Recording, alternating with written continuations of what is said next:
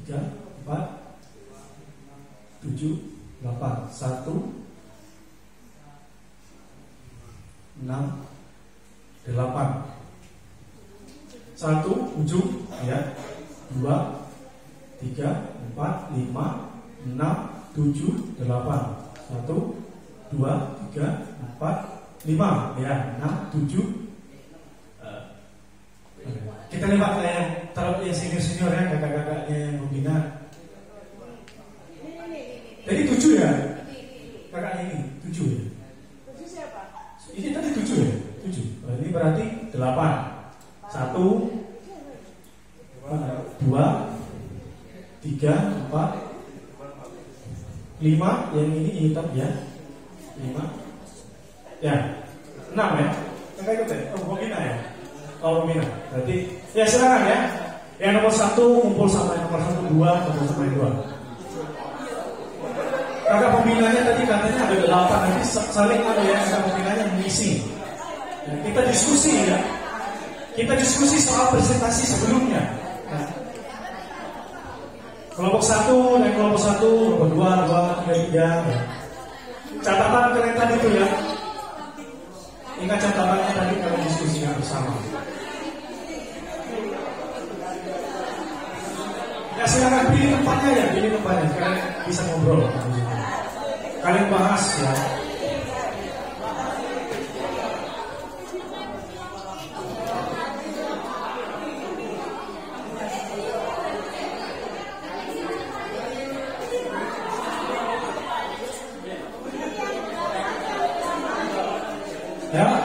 Ya semangat.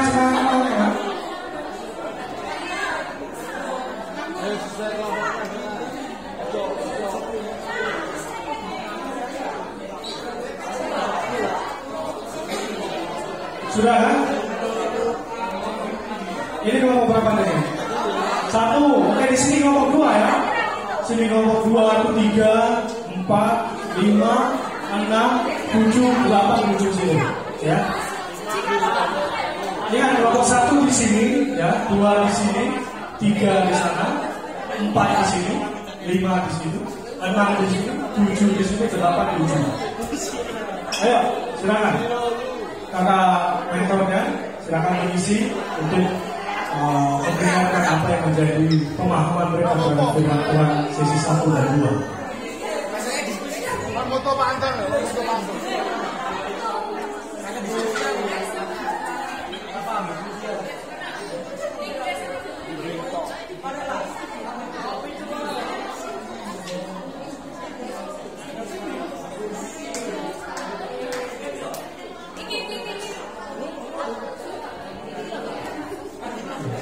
8 lucu. 8 lucu.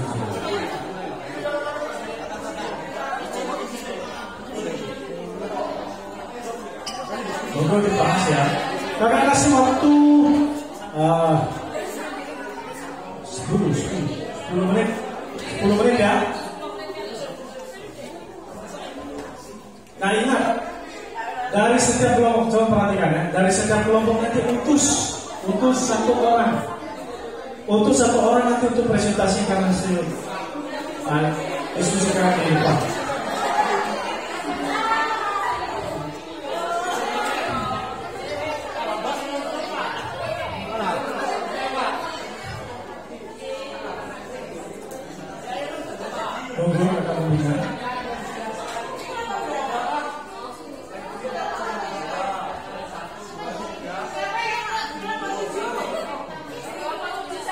Ya, kelompok 7. Oh iya,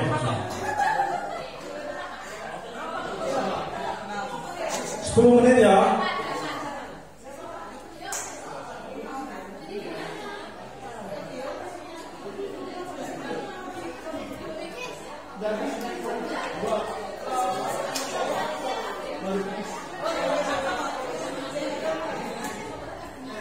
Diskusikan apa yang kalian tangkap dari khotbah sesi pertama, apa yang kalian tangkap dari khotbah sesi kedua, ya.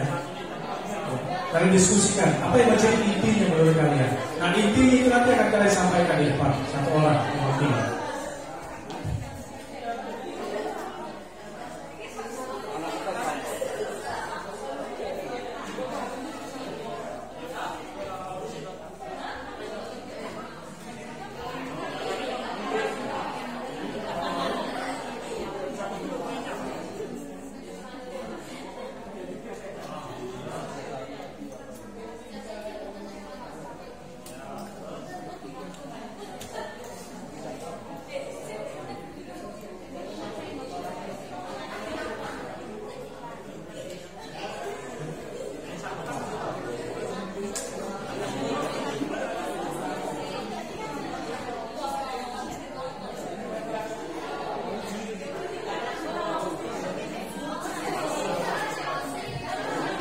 Poin yang kalian bahas nanti untuk disampaikan ke depan itu maksimal 5 ya.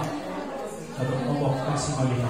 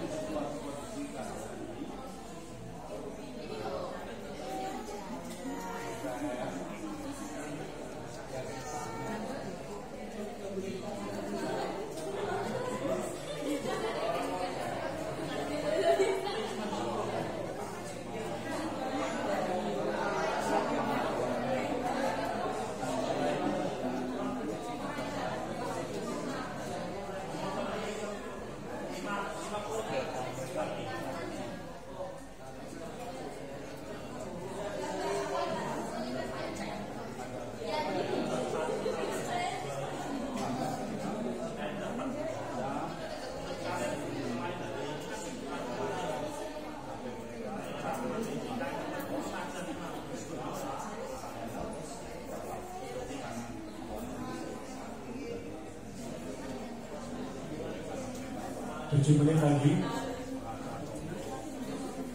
Gak harus 5 ya, kalau misalnya cuma dapat 2, 3 gak apa-apa. Yang penting itu adalah sesuatu yang menurut kalian mengerti.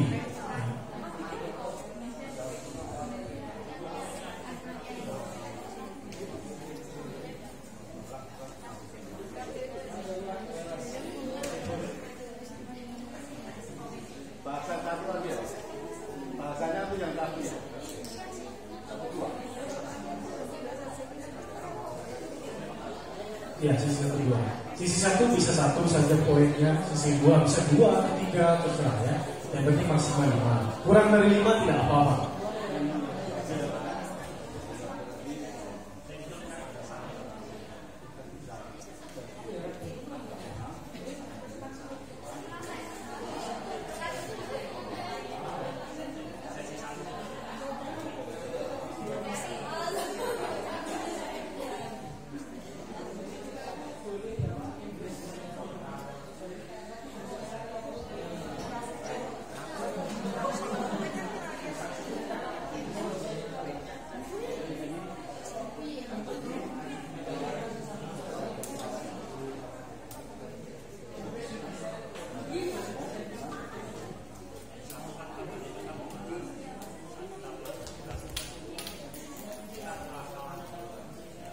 Lagi.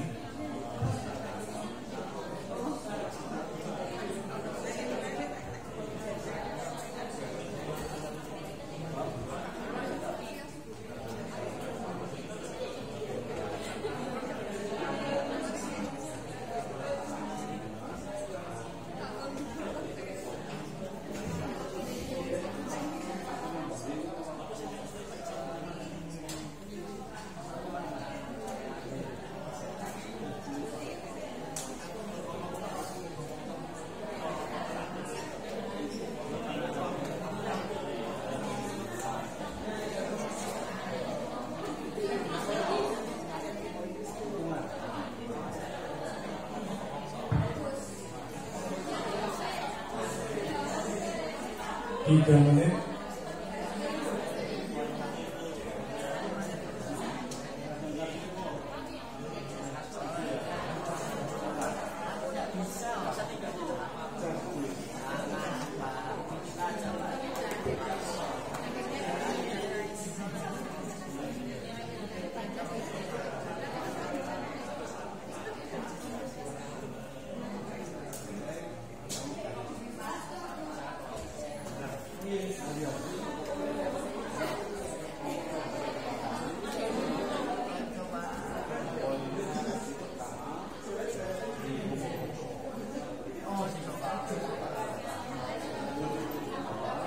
Dua menit.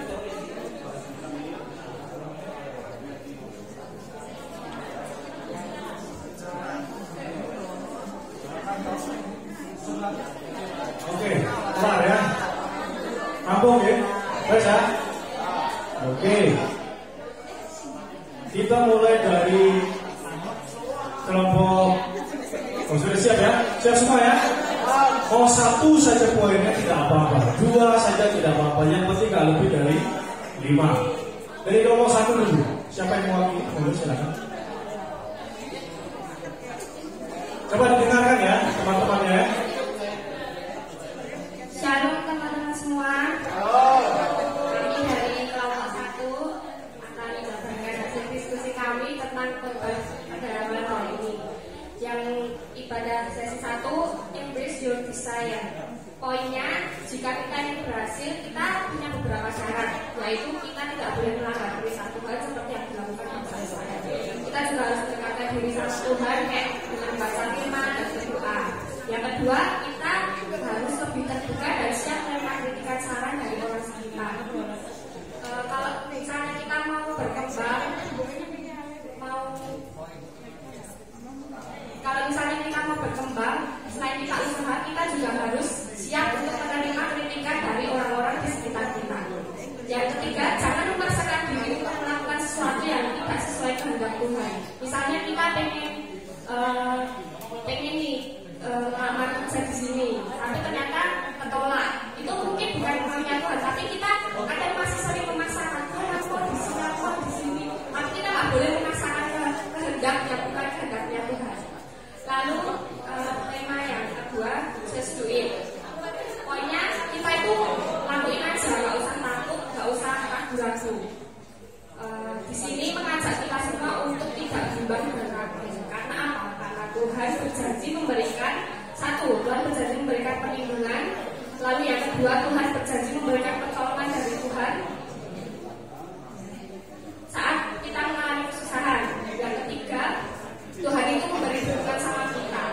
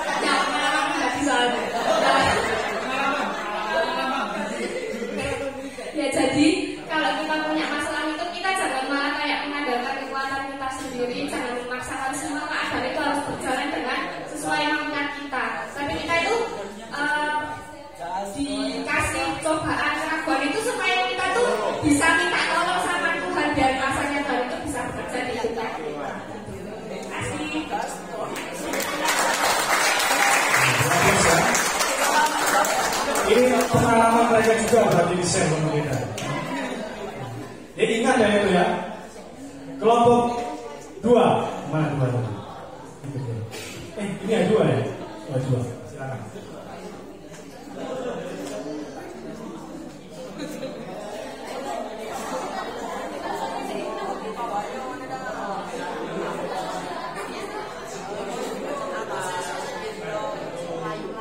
Salam teman-teman. Saya dari teman-teman dari kelompok 2A memberikan hasil dari sebuah kita dari sesi 1 yang sesi 2 kita mendapatkan poin penting yaitu bahwa sebenarnya kita memberikan perlindungan pada kita karena pelanggaran kita membuat kita mengalami kekalahan. Sekian, terima kasih.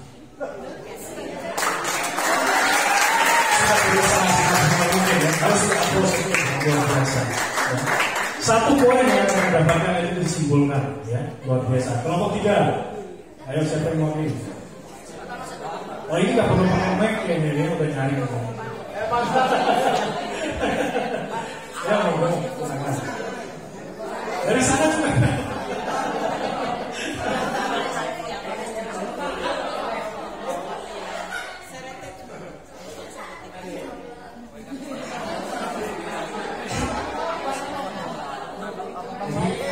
Dari kelompok kami tujuannya yang pertama itu ada apabila jawaban Tuhan sesuai dengan apa yang kita minta, kita tetap yakin dan percaya untuk setiap jawaban dan kesaksian. Lalu yang kedua,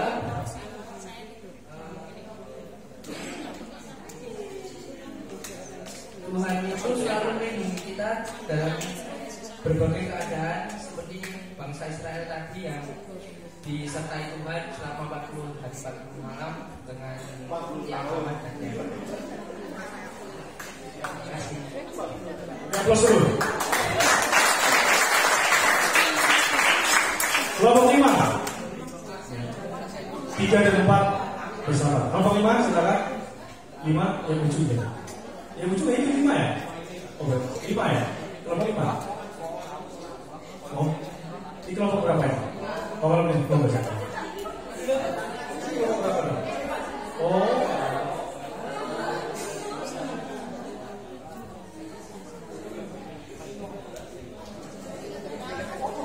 Halo. Halo semuanya, ini adalah diskusi kami dari kelompok 5, yaitu ada 2 poin yang akan dibicarakan di sini. Di mana poin pertama adalah bangsa Israel bisa dikalahkan lawan dengan mudah karena dosa dan Tuhan, yaitu melanggar keputusan Tuhan dan meninggal janji Tuhan. Lalu poin yang kedua adalah penyebab bangsa Israel dikalahkan lawan, yaitu mereka sesuai dengan cara Tuhan karena tidak semua keinginan mereka diberi oleh Tuhan. Oleh karena itu, kita diharapkan untuk jangan melanggar perintah Tuhan, lebih terbuka dan siap menerima kritik dan saran. Dan yang terakhir, ialah berdoa pada Tuhan Yesus dan minta petunjuk pada Tuhan.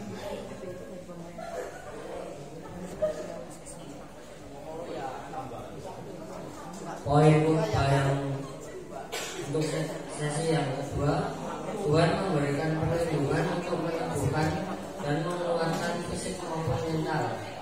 Yang kedua, Tuhan memberikan pertolongan saat mengalami kesulitan.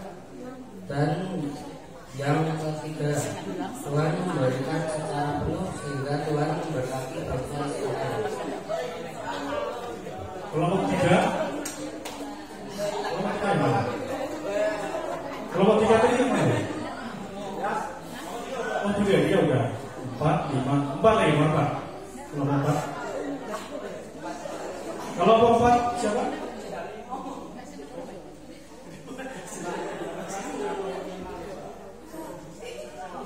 Shalom. Saya dari kelompok 4. Saya akan mewakili jawaban teman-teman. Kesimpulan dari sesi 1 tersebut adalah jangan jadi Kristen yang lemah, yang apa-apa ngeluh di setting akun, lah apalah. Jadi kita berdoa kepada Tuhan, mendekatkan diri dan ini dia. Intinya jangan ngeluh di media sosial gitu ya. Kelompok berapa lagi tadi? 6.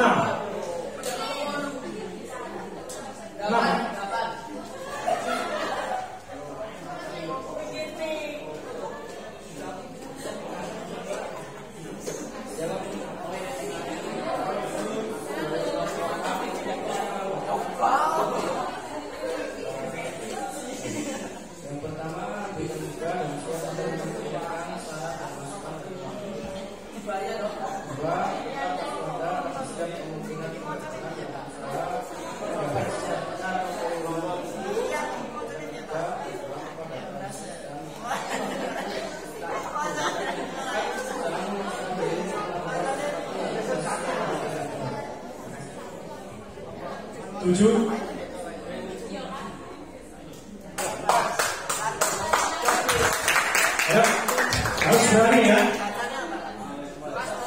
Ini temanya just do it, tapi ragu-ragu ngomong ya, ragu-ragu maju ya. Harus dibuktikan ya bahwa dampak dari persekutuan kita ini itu sudah datang.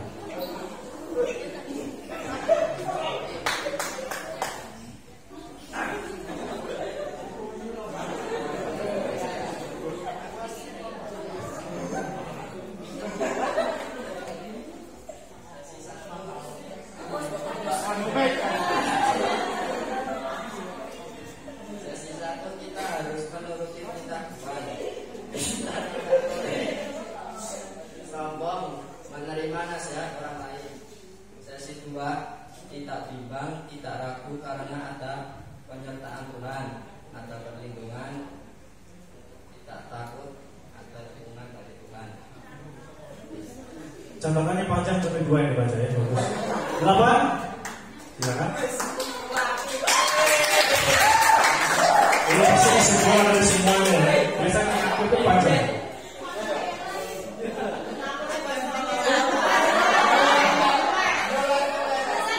Salam teman-teman.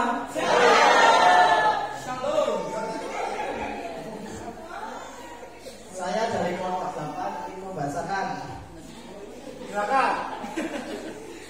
poin-poin dari khotbah yang tadi sudah disampaikan. Yang sesi pertama judulnya Embrace Your Desire. Poin pertama, selalu mengandalkan Tuhan dalam segala situasi.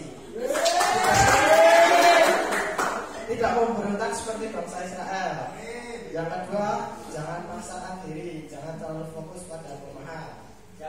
Yang ketiga, punya desire yang besar. Tapi untuk mencapai itu kita harus taat kepada perintah Tuhan. Yang terakhir, percaya kepada janji Tuhan tentang perlindungan, pertolongan, dan dukungan penuh dari Tuhan. Yang sesi 2 judulnya Just Do It. Yang pertama, tidak perlu takut sebab penyertaan Tuhan ada bersama kita. Ajaran Tuhan untuk tidak bimbang dan ragu, fokus kepada Tuhan. Yang terakhir, percaya memahami kehidupan kita secara penuh dan Tuhan tidak akan membiarkan kita jalan sendiri. Jadi intinya just do it. Oke, terima kasih. Banyak waktu kita diskusikan. Nah, tujuan saya buat kelompok ini supaya nanti kalian pulang itu hasil diskusi kalian biasanya akan teringat ya. Nanti sampai rumah itu masih diingat. Daripada nanti selesai khotbah doa biasanya langsung hilang ya. Oke, kesimpulan dari semuanya ialah apapun yang kamu impikan, apapun yang kamu inginkan, libatkan Tuhan Yesus di dalamnya, maka semuanya bisa. Bisa? Just. Oke, kita berdoa. Bapak di surga, terima kasih firman-Mu telah selesai yang Kau sampaikan. Masih ada kegiatan selanjutnya, kami mohon pertolongan-Mu, terutama hindarkan dari buruk dan intimidasi dari kuasa roh jahat. Dan kami serahkan semuanya ini dalam firman ini tertanam di dalam hati kami semua, dan itu bisa menggerakkan kami untuk bisa menggapai masa depan kami semua masing-masing. Karena kami mau melibatkan Tuhan Yesus mulai hari ini dan sampai selama-lamanya. Dalam nama Yesus, semua katakan amin. Baik, saya kembalikan, silakan kembali ke tempat duduk yang tadi.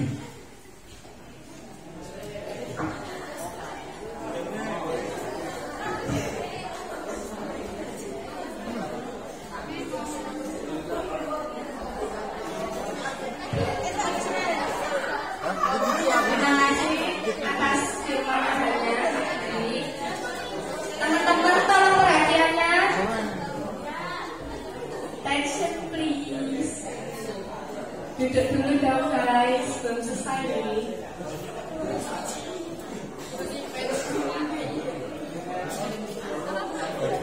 Setelah ini kita masih ada acara ya teman-teman. Kita akan ambil unggun, kita akan fun together.